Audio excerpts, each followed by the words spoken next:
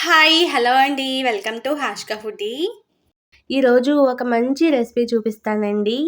అలసందలు, బొబ్బర్లు అంటే వేరు వేరు అనుకుంటారు కదండీ చాలామంది. 2 వేరు వేరు కాదండి. ఒకటే రకం పప్పన్నమాట. ఇంకా అలసందలతో చాలామంది చాలా రకాలుగా స్నాక్స్ కావచ్చు, కర్రీస్ కావచ్చు, ఎన్నో రకాలుగా చేసుకుంటారు కదండీ. ఈ వీడియోలో అలసందలతో గారెలు నూనె పీల్చకుండా క్రిస్పీగా ఎలా ప్రిపేర్ చేసుకోవాలో చూద్దాము. చాలా చాలా బాగుంటాయండి. ఫస్ట్ అయితే మా వీడియోకి ఒక లైక్ చేయండి. ఇంకా ప్రాసెస్లోకి వెళ్ళిపోదామా. మనం తీసుకున్న క్వాంటిటీ 2 కప్పుల బొబ్బరి పప్పు తీసుకున్నామండి. ఈ పప్పుని బాగా వాష్ చేసుకుని పప్పు మునిగేంత వరకు కూడా వాటర్ పోసుకుని నానబెట్టుకోవాలండి.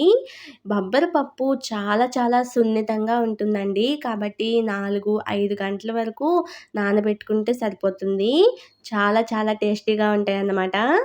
చాలామందికి కూడా అలసందలు గారెలు కానీ, పునుగులు కానీ, వడలు కానీ చేసేటప్పుడు ఆయిల్ పీల్చేస్తాయి కదండీ. ఈ వీడియో చూస్తూ చేయండి. చాలా పర్ఫెక్ట్‌గా వస్తాయి. పప్పు నానిపోయిన తర్వాత ఇలా బాగా వాష్ చేసుకోవాలండి. పొట్టు మొత్తం తీసేయాలి. ఇంకా మనకి గ్రైండర్‌లో వేసుకునేటప్పుడు ఒక్క చుక్క వాటర్ కూడా వేయకూడదండి. చాలా పొడి పొడిగా ఉండే బొబ్బరి పప్పుని మాత్రమే వేసుకోవాలి. అలా వేసినట్లయితేనే మనకి గారెలు కానీ, పునుగులు కానీ, వడలు కానీ బాగా వస్తాయన్నమాట. అస్సలు ఆయిలే పీల్చవు. మనకి పప్పు అయితే నలిగిపోయిందని అర్థమవుతుంది కదండీ. ఇలా మనం వెయ్యగానే ఉండలా పడాలన్నమాట. నలిగిపోయిన పిండిని ఒక గిన్నెలోకి తీసుకుని కరివేపాకు, అల్లం పేస్టు ఇలా ముక్కలుగా కాకుండా ఇలా దంచుకుని వేయండి. కచ్చాపచ్చాగా చాలా బాగుంటుందన్నమాట. ఇంకా 3-4 పచ్చిమిరపకాయ ముక్కలు, ఒక పెద్ద సైజు ఉల్లిపాయ ముక్కలు వేసుకోవాలి. ఉల్లిపాయ ముక్కలు సన్నగా కట్ చేసుకుంటేనే బాగుంటాయండి. చాలా చాలా టేస్టీగా ఉంటాయన్నమాట. ఉల్లిపాయలు, పచ్చిమిరపకాయ ముక్కలు, అల్లం ముక్కలు అన్నీ కూడా బాగా కలిసేటట్టు కలుపుకోవాలండి. సాల్ట్ చాలా చాలా తక్కువ వేసుకోవాలండి. పెద్ద సాల్ట్ ఎక్కువగా పడదన్నమాట ఈ పిండిలో.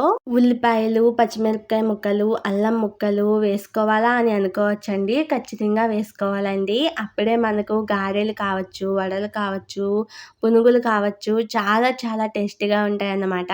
మనకి పిండి అయితే రెడీ అయిపోయింది కదండీ. ఇప్పుడు ఒక మందపాటి మూకుడు పెట్టుకుని డీప్ ఫ్రైకి కావలసిన ఆయిల్ వేసుకుని స్టవ్ ఆన్ చేసుకోవాలండి.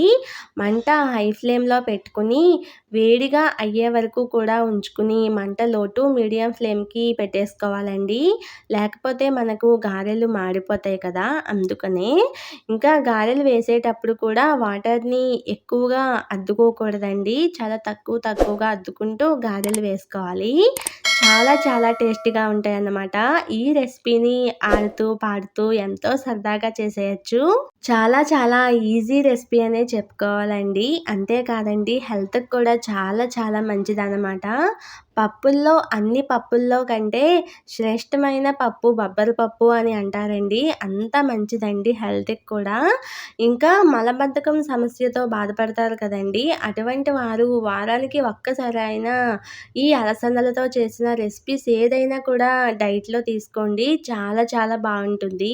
చూసారు కదండీ మనకి గారెలు అయితే చాలా చాలా బాగా వచ్చాయి.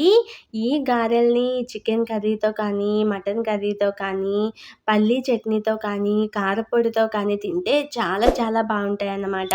ఇంకా మా ఇంట్లో అయితే కారపొడితోనే అందరూ ఇష్టంగా తింటారండి. మీరు కూడా ఒక్కసారి ట్రై చేయండి. చాలా చాలా బాగుంటాయి. పిల్లలకి, పెద్దవాళ్ళకి ఎంతో హెల్తీ రెసిపీ అండి. చూసారు కదా, ఇలాంటి ఎన్నో ఈజీ రెసిపీస్ కోసం మన ఛానల్ని సబ్స్క్రైబ్ చేయండి. అలాగే పక్కనే ఉన్న బెల్ బటన్ని క్లిక్ చేయండి. మేము ఏ వీడియో పెట్టినా కూడా మీకు నోటిఫికేషన్ వస్తుందన్నమాట. ఈ వీడియోని మీ ఫ్రెండ్స్తో, రిలేటివ్స్తో షేర్ చేసుకోవడం మాత్రం మర్చిపోకండి. ఓకే అండి, నెక్స్ట్ వీడియోలో కలుద్దాం. బాయ్.